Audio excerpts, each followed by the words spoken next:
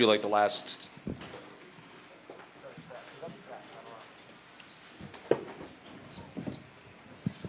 Can't trust that. I don't know what's in there. That's true. Well, I feel like the last 2 years we've been asking you for an update on when you're going to return, when you're going to fight Conor, this and that, but we find out, less than 24 hours ago, you're not fighting Conor, you're fighting Charles Oliveira instead in Madison Square Garden. So I guess how soon did this come about? And we saw your video explaining why you're fighting Charles, but I guess, what's it like to now not be thinking of Conor McGregor for right now? Oh, I'm still going to be thinking about Conor McGregor. Conor McGregor, as I asserted at the very beginning, Conor McGregor is still not off the hook.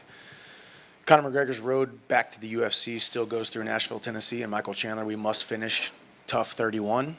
It has to happen. We're at the same weight class. It was too long of a build-up for it not to happen, but as I kind of laid out in my YouTube video that I already filmed an instant reaction. I've known this for 4 weeks. But I'm a consummate professional, so nothing is ever going to leak. My lips are sealed. No matter how much media reaches out to me, no matter how much people want to reach out to me, I do things by the book. But the first 25 months that I was signed with the organization, fight of the night after fight of the night, fighting everybody, fighting for the title. That's what I do. I'm an active guy. I'm constantly in shape. I'm constantly training. So it was time for me. It was time for me to make a pivot, only because of the timeline. And you guys can ask Dana how long the timeline was going to be until Conor actually comes back. But it was too long for me. I'm not waiting around. We had a fight booked January 29th. He pulls out of the fight. Immediately we start looking at other options. I almost was going to fight tonight here. It was offered to Max. I respect Max because Max is a champion. Max is going to go beat Ilia Topuria, I believe. Other options were on the table, but here we are. Now I'm fighting Charles. #1 contender fight. And I've always wanted to chase the title. That's always been my goal. I beat Charles. And then if Conor can get his house in order finally, then he and I can finish that. If not, I'll go beat Islam. There's a lot to unpack there, so I guess I'll start. Did you approach the UFC, or did they approach you about possibly not fighting Conor? I don't know. I mean, there's been a lot of talks. I mean, that was the one thing when everybody was constantly saying, hey, why is Chandler sticking around? Why is Chandler waiting around? This guy's never coming back. I had so much more assurances behind the scenes than any of you guys know, than any of the fighters know, than any of the fans know. Constantly in contact with Dana and Hunter at all times. And I've got a great relationship with them, and we have a very mutually beneficial, symbiotic relationship where they trust me, they know who I am, and I trust them. And so we've had constant communication the entire time, but I don't remember exactly how it went, except for the fact that as soon as Conor pulled out of the fight, it was, hey, if we can't book this thing in September, right. August 31st was the first date that got thrown out, September. If we can't do it by then, and if it's going to trickle into 2025, I'll go bet on myself. In 2009, a young, dumb 18-year-old kid with a dream in his heart walked on to the University of Missouri and bet on himself. And then in 2020, the Bellator, the mainstay, the biggest name in Bellator, walked on and took a chance on himself and went to the UFC. And I could have came here and lost my first 2 fights and been cut and been selling insurance somewhere. So I bet on myself, and this is what I do. It's a constant reoccurring theme in my life. I'm going to go bet on myself. I'm going to beat Charles Oliveira, and then the Conor fight becomes even bigger. So 303 was the breaking point in terms of all right, we have to move on for now. I mean, it was the most real thing that we had, right? Because for over a year, it was dates thrown out, and there was all kinds of stuff going on. But we actually had a contract. I got a bout agreement, and I signed it. Conor McGregor, June 29th, at this weight, at this venue, and then he pulls out of the fight. So it was the one that stung the most, obviously, but this has happened to me before. In all of my hundreds of wrestling matches and 31 fights, I've never missed weight, I've never pulled out of a fight, and Conor's never pulled out of a fight. So even all the way up until the moment that Hunter Campbell called me on a Thursday, 14 days before the fight, I still believed that Conor was going to show up even if there was an injury. And I'm not going to say he's not dedicated and fully invested in the craft anymore, but I believe it's a testament to who I am. And if he was lined up against anybody else not named Michael Chandler, he would have shown up on June 29th. And I know you said you had that contract, but I mean, you did the Ultimate Fighter, and there were rumored dates even before the June fight that you were supposed to have. So if the UFC had come to you and said, he might not fight in 2 years, would this even have been a conversation, or would you have already fought by then? No. I mean, originally it was going to be September after the Ultimate Fighter, and And it's, once again, it can be looked at by the people who are not close and to the situation and not privy to the information that the UFC strung this whole thing along. Nobody was more upset about this thing falling through than the UFC and myself. We have worked together on this. Myself and especially Hunter Campbell, have had dozens and dozens of in-person and on-the-phone conversations about this whole thing. And they wanted it to happen just as much as I did. I lost a lot of money. They put a lot of promotion into the whole thing. So they were victims of this thing, so to speak, right? But this is what we do. We move forward. And we keep going, and now here we are. And I think this is the greatest opportunity of my life. And this Max fight you mentioned, was that actually realistic, or did it just start a conversation and didn't really get past that? No, I think it was realistic for me because I was already in camp, in shape, ready to go. And I bring that up not to, guys throw these things out there to act like tough guys. I don't do this to act like a tough guy. If I was Max, I wouldn't have taken the fight either. I was pumped up that maybe that was a possible opportunity. Chandler versus Holloway, BMF belt at the Sphere tonight. But if I was him, I wouldn't have taken it either. He was on vacation or doing something. He was enjoying some well-deserved time off and wasn't ready to come into a camp and fight a guy like me. So that's a fight that I think is going to happen in 2025, and I'm excited about it. So it's Oliveira, it's Islam, it's Conor, it's Max. We got some huge fights coming up, and they're all going to be excited. You all are going to be there. You all are going to be covering it, and you're all going to be on the edge of your seats. And I think one of the stories that people haven't talked about, but you were really excited to get a opportunity to fight in Las Vegas. This is so bad. I know. This is so crazy that I've been signed with the organization this long. And here I am now fighting at Madison Square Garden for the 4th time. And I'm going to get fight of the night, performance of the night again. But it's actually pretty comical because all I wanted to do was fight in Las Vegas, Nevada. All right, so if we can make that happen after I beat Charles, that would be great. And the last one for me, the Charles matchup, obviously, the first fight everyone remembers, one of the better fights of that year until he caught you. What do you make of Charles now? And, obviously, since then, he became champion, lost the belt, but every fight he's also been, it seems like, fight of the night. Charles is that guy, man. Charles, I've got so much respect for him. I think he knows that, and I know he's got respect for me. He's a guy I want to compete against. I've never been a guy who's ever looked back and said, I want that one back. I want to beat that guy. I want to right that wrong. But when these rematches happen, I'm excited for them because I know the mistakes that I've made. I know where I was in my mind. I've matured so much as a man, so much as a fighter since that fight in Houston, Texas, and that's part of it too. Is maybe this is how it was supposed to be the entire time. That I was supposed to lose to Charles to then have a redemption story to beat Charles, and then get my title shot to finally become the UFC champion, to finally become and cement myself as the #1 guy in the world. Hi, Michael. I'm just curious, what do you think the delay is with Conor? I know what the delay is, but I can't tell you guys. No, not really. Maybe. I don't know. It's the one thing. I mean, everybody, and see, the funny thing about me is I've always given my opponents a ton of respect, right? I think you guys have felt that. You guys have seen that. Maybe probably too much because we're all supposed to be tough guys and hate each other and act like a bunch of pugilist idiots, but that's not me. I respect a man who leaves his family and becomes a different human being for 12 weeks at a time to do what we do.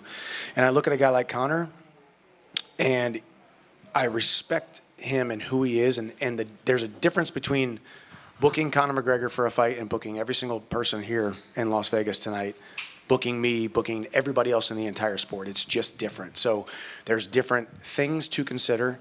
There's different dates that need to be thrown out. There's very few limited dates that you can put Conor McGregor on. There's different venues that you can't put Conor McGregor on. There's different locations that you can't put Conor McGregor on. So it's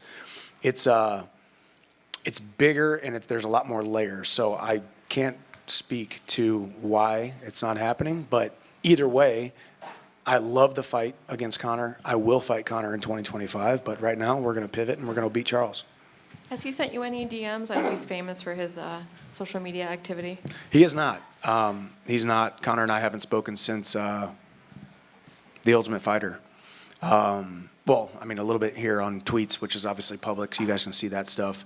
No, I mean, I think he's doing his thing. I'm doing my thing. I've always just done my thing. I got a job to do. My job is to train every single day, serve my family, and work on my businesses and try to be the best human I can be, and that's what I'm trying to do.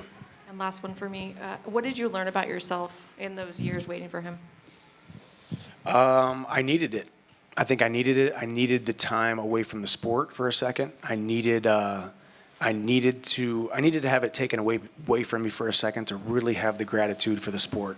You guys see the passion in which I fight with. You guys see the passion in which these men and women fight with every single weekend. But we are still human beings, and we do falter and we do fall.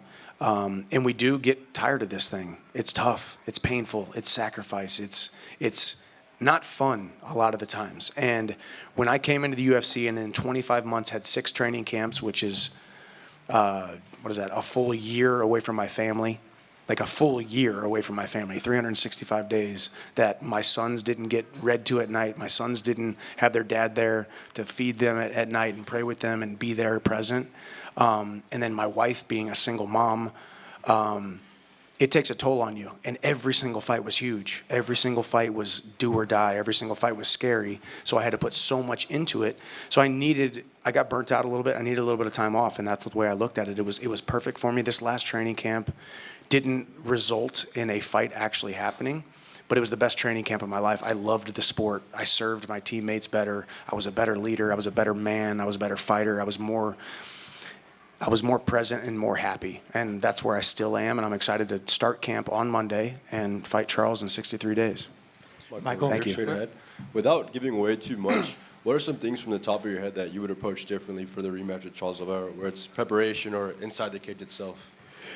You guys saw Chandler 1.0, and I believe Chandler 2.0 is a completely different beast. I think I needed to come in.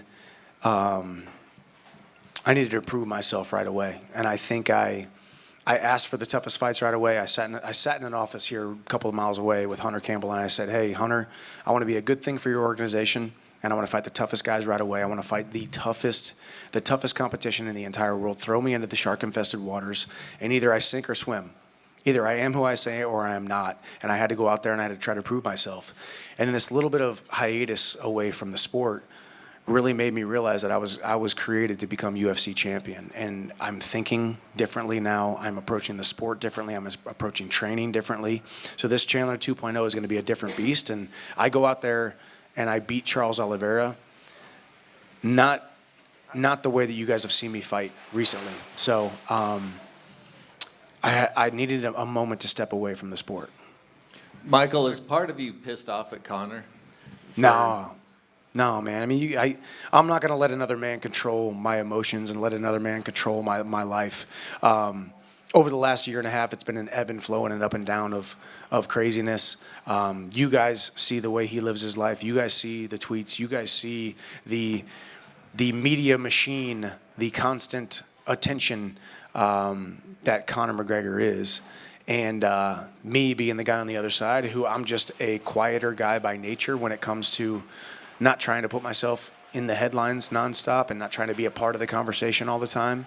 I'm not mad at him at all. I wish Conor the best. He has earned every right to be in the position that he is. He has earned every right to do what he wants to do, operate the way that he wants to operate. But like I said, his road back to the UFC goes through Nashville, Tennessee, and Michael Chandler. That's it. Have you Michael, lost any respect for him? No. I mean, I think he's exactly who we think he is, right?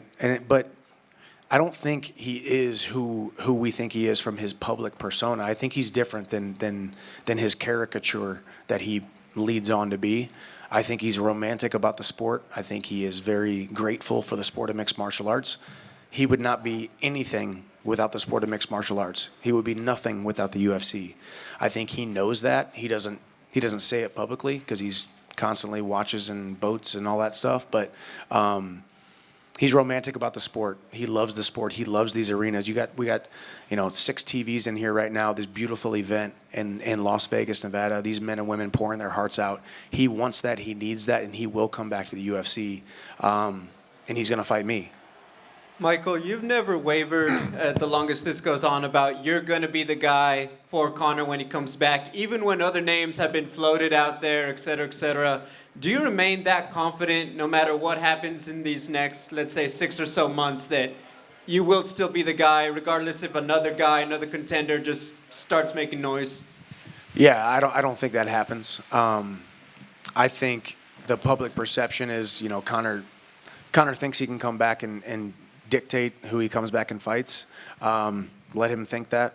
Maybe it's true, maybe it's not. But more than anything, 4 weeks ago, I whiteboarded an entire path out with my wife Bree, who is the most wise person I've ever been around in my entire life. And we made this decision. We sat down and we said, we're pivoting, we're fighting Charles Oliveira, and this is why. There's 5 different reasons why. And see, we got 6 TVs in here, and people are getting knocked out over here at Noche. I don't really concern myself with it because I got a job to do November 16th at the world's most iconic arena on a night where John Jones is making his return, Stipe's making his return. Both guys have talked about retiring, so this is a huge fight. Michael, Yes. I'm not sure if you like read comments or read DMs or whatever, but has it been frustrating dealing with fans saying, "Oh, Michael Chandler threw his career away. Michael Chandler's like he's delusional, waiting for Conor." Like, I'm sure you get it every single day on social media. Every single day, every single post, every single moment. Yes. Do you just kind of laugh it off? Does it annoy you? Does it not bother you? I'm a human being. I'm a human being who loves other human beings. Like I could sit here with all of you guys and we can talk about our struggles, we can talk about our lives, we can talk about our families. I'm just a relationship type of person. I think God created us for relationship and community. I'm a lot deeper than most people. So yeah, when I see comments and I just wonder what is going on with someone's mind or heart or spirit whenever they say the things that they're saying. Part of it is just social media. I'm also convinced that half of it is bot farms and fake hate and fake division and fake venom. But I've always been steadfast that I am a one-man show on this earth, and I have a job to do, and I have a family to serve, and I've got blinders on, and I just do what I do, and I'm running my own race, and I'm not really worried about the critics, because ultimately the critics are weighing in on my life. And this is the position that I asked for, and this is the position that I put myself in. So I'm going to get criticism, but I stand steadfast and confidently on my own 2 feet that I've made the right decision. And here I am once again betting on myself. So we'll see what the haters and the critics say now when a guy like me, which all these other fighters act like they would have pivoted and fought somebody else or whatever, but they all would have waited for this Conor fight. You got a contract with Conor McGregor, the biggest star in the sport. You're not pivoting. I'm pivoting, and I'm going to go bet on myself and beat Charles Oliveira. Thank you. Thank you. Thank you, guys.